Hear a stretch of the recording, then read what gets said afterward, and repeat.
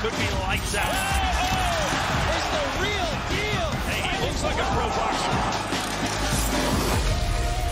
1, 2, 3, light him up.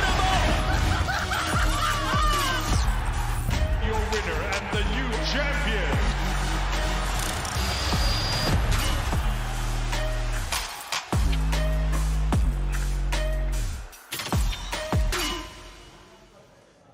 Ladies and gentlemen, welcome to a slightly modified Misfits Small Council today as we prepare for Misfits 17 and everything in the future. Today I'm joined by Ben Davis, Leon Wills, Mams Taylor, and actually a new member, the one and only Roy Jones Jr. himself. Thank you so much, everybody, for being here with me. We're missing out on True Geordie and Keemstar today, but I'm sure they will be with us again in the future. An absolute pleasure to have you guys with me. How's it feeling, everybody?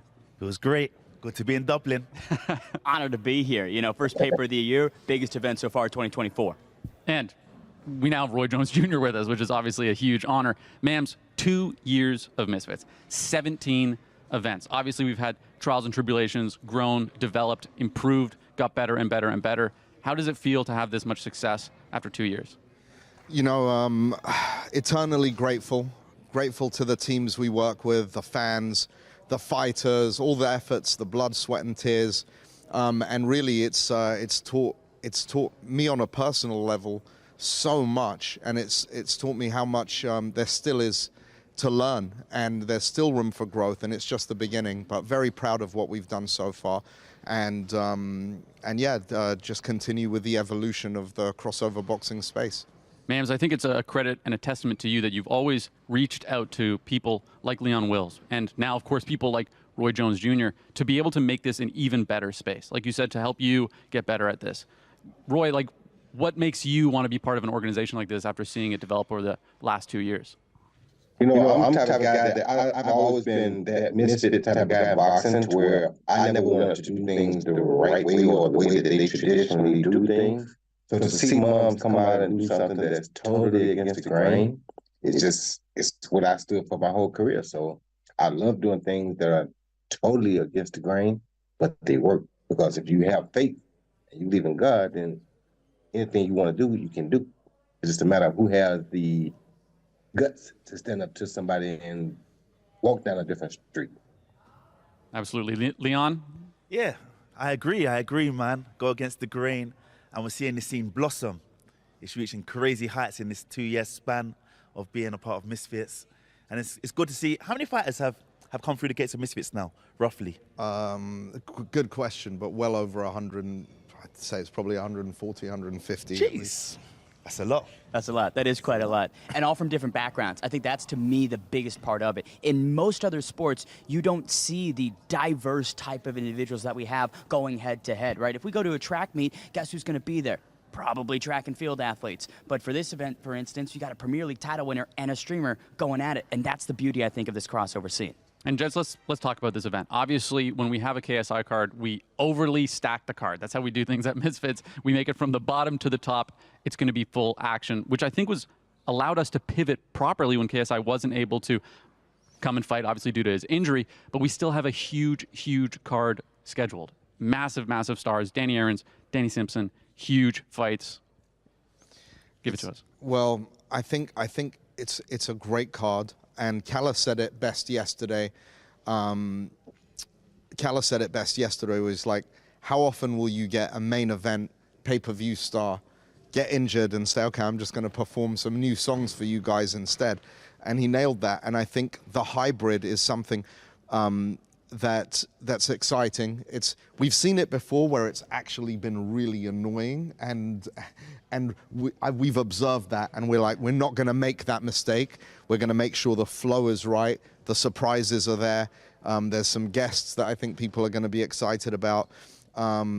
Also, it's difficult for me to even talk about this without being starstruck and just, Roy, I've got to give you another shout out because you're such a legend. It's such an honor to have you as part of the small council officially now. I know you're not here with us in person, but I can't wait for your opinions, your expertise, all of that to be a part of the small council going forward as well.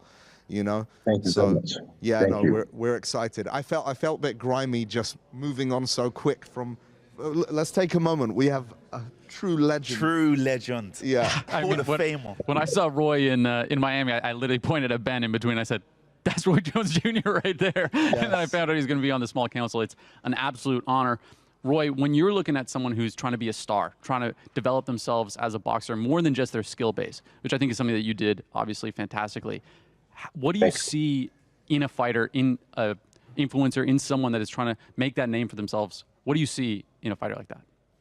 I see people who are hungry. You got to look for that hunger first, because if you have the hunger, then that desire will enable you to connect with things that will give you a better opportunity to know how to enhance your awareness and enhance your presence. So the biggest thing is that these guys want to learn how to enhance their presence. When you can enhance your presence, you make yourself something bigger than life. And if you can make yourself something bigger than life, now you have a platform that you can become bigger than life. It's a win-win. How could you lose? So it's like, I see these guys as hungry guys who are looking for a way to enhance themselves, to give themselves that superstar caliber with the platform that we have here now. Yeah, I think we saw in the press conference yesterday as well, with some of the face-offs going a little bit more intense than we've seen in the past.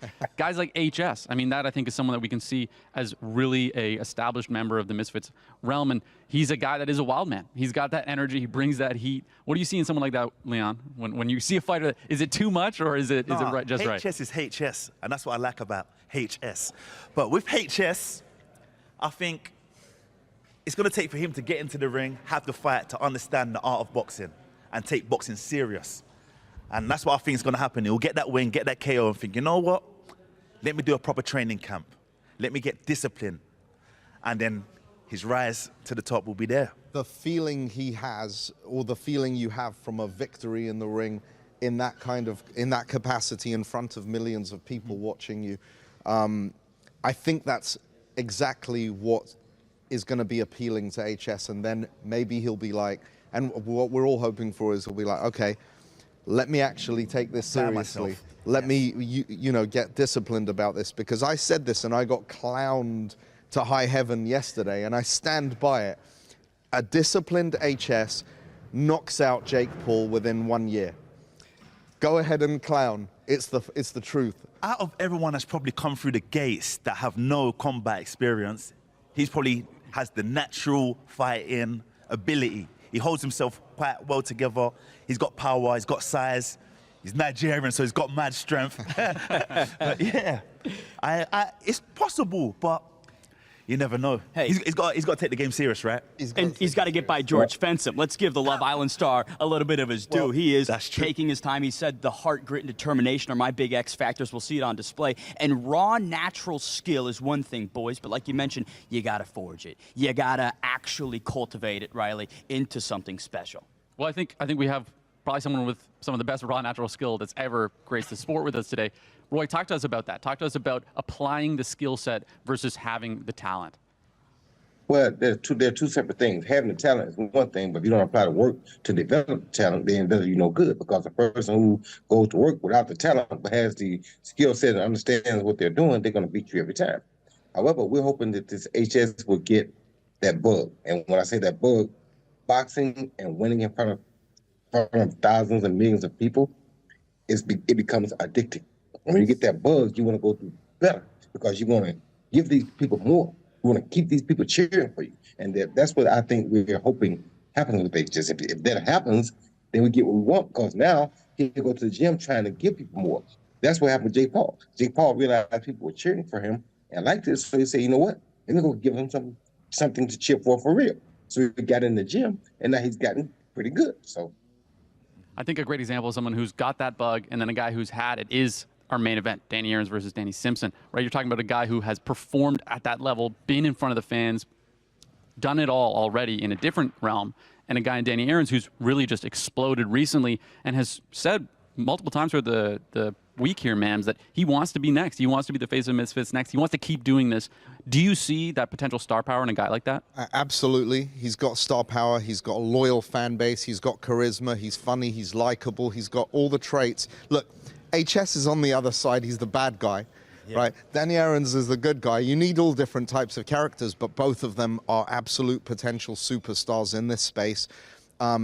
They have to back it up in the ring. True. Because if you're a star, it only goes so far if you're not backing it up in the ring. People still want to see this crossover boxing has evolved from YouTube boxing, from then to influencer boxing to now crossover boxing. And the evolution of that is people want to watch two guys who've never fought each other and have a laugh at that. But it will never be as big as two guys who have the same amount of clout but can actually back it up with some skill in the ring. And I think that's key. And I think we have to mention the developments that Danny Aaron's had in the last 6 months. We talk about the star power. He has the work ethic to back it up as well. And this fight camp was originally for Bevo, a different opponent, but now he's taking on a professional athlete of 20 years, a premier title winner. That is some serious sportsmanship from Danny Aaron's, Riley. A massively different opponent. And Leon, you've built a lot of guys, obviously. Built a lot of fighters from the ground up, and also, I assume, built people that were athletes in other sports. What's different here? Do you find the guy that you can mold from the ground up better, or sometimes is it the athlete that already has that experience that you can find transition into the sport of boxing? It's easier to train someone who has some type of athletic ability or has been through some type of sport where they've had discipline, they know how to, they're teachable, right? Someone who hasn't trained before, it's very hard. It's like trying to break a horse, right? But with Danny Aaron's, he has that desire. When he speaks, I hear that desire that he wants to prevail in this sport and he wants to get to the top. So I think he has got more hunger than Simpson, but we shall see. I mean, Danny Simpson definitely seems locked in. He's very excited. Shout out to the fan for reaching out to Danny Simpson. Is it the fan? Yeah, he set this up. You're kidding me. The fan put this together? Oh, my God. Listen, Big up the fan. yeah, and then I started speaking to Danny Simpson. He's like, oh yeah, I've wanted to do this for a while, kind of thing. And he said, the cool thing is, he said there's other Premiership footballers that are now reaching out and saying, oh, this is interesting. What do you think? What's your experience been like? So I think it opens a lot of doors as well, which is something that we're very into, the diversification of the space. Guys, I want to point towards future stars, guys that are going to make this space better. First, let's touch on what it takes to be a star. Roy, you've been a star for decades at this point. I mean, internationally, globally, and you've kept that light shining for so many decades. What does it take to make that happen and to keep that consistency throughout the years? It takes a lot, man. You got to be dedicated. You got to know who you are. You got to know what kind of star you are, and you got to shine only in your area, on your realm. You can't be trying to be a star of something that you're not, but you also can use what you have to become a star in other places. I was a perfect example. I have a hot record that was called Can't Be Touched. It sold more records than most artists have sold records. And I'm not really an artist. I'm a boxer. But when God gives you that inclination or shows you a way to take what you have and use it to build yourself up over here as well, there's a platform we got right now that helps you do that. So now having this platform and having these guys realize, hey, I made it in that, I can make it in this too. It's just a perfect marriage. So I love it. I want to discuss someone that what Roy's talking about comes to my mind, and it's Ben Williams, who's got the New Era DJ show that he's working on, the brand partnerships he's launching. The kid has the makings of a superstar, and guess what? We're in his backyard, Riley. Yes, absolutely. I mean, I think that Leon and Mams, you guys were touching on people that if they can lock in and dial in, then they can really become that star. Ben is a guy that I would say would be right at the cusp of, is he going to lock in? Is he going to dedicate himself to be able to lock in? Guys, let's touch on as well what's coming up. September 14th, we have another amazing card. Female headline again. Mams, how are you feeling looking past this card and onto that next one? Honestly, I'm a big believer of Elle Brooke. I think, speaking of future stars, she did some insane numbers for a non-pay-per-view against Paige. Obviously, she wanted that rematch, but to me, that was a victory for her to have the draw, get the knockdown against a veteran fighter like Paige Van Sant with a massive name. I think she proved that she belongs in that ring, and she's going to be taking on some big names to come, obviously headlining this, and I think she's going to carry very well. I think she's a future pay-per-view star for sure. Absolutely. I mean, she had the bigger moments in that fight against someone who she had the size disadvantage against. She sat her down. I mean, it was unbelievable. We also have the pro tournament coming up, which is pretty exciting. Roy, when we're talking about fighting in a tournament setting and fighting a lot of different people, how does it change your mindset instead of just being able to focus solely on one opponent? Well, it makes you focus more on yourself, because when it's like amateur boxing. When you go to a tournament as an amateur, you can't go there looking at people. You got to go there looking at you, because you got to get yourself ready to be the best you that you can be, because who knows what's going to show up in the next round or in the next fight. So today you fight this guy, tomorrow you fight that guy. The after that you fight the next guy. So when you have that type of an environment, you can't focus on who you're going to fight, because that could change right in front of your eyes. You have to focus on you. You get you right, then you're ready for whatever. And that's what I always did. We have a lot of exciting pros there. We also have the lightweight tournament continuing, Joey Knight versus Little Cray Cray. Talk to me about your most exciting fight that you see on that card. Mine's going to be L. Good. I'm coaching L, so I'm team L, Brooke. No bias at all from Leon. None at all. Very on the fence.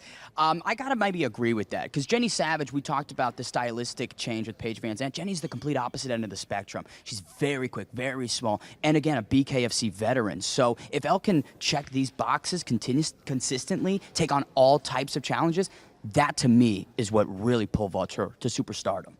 My dark horse is Chris Avila. I think he's just somehow been winning every time he walks in a boxing ring. People are like, oh, he's an MMA fighter.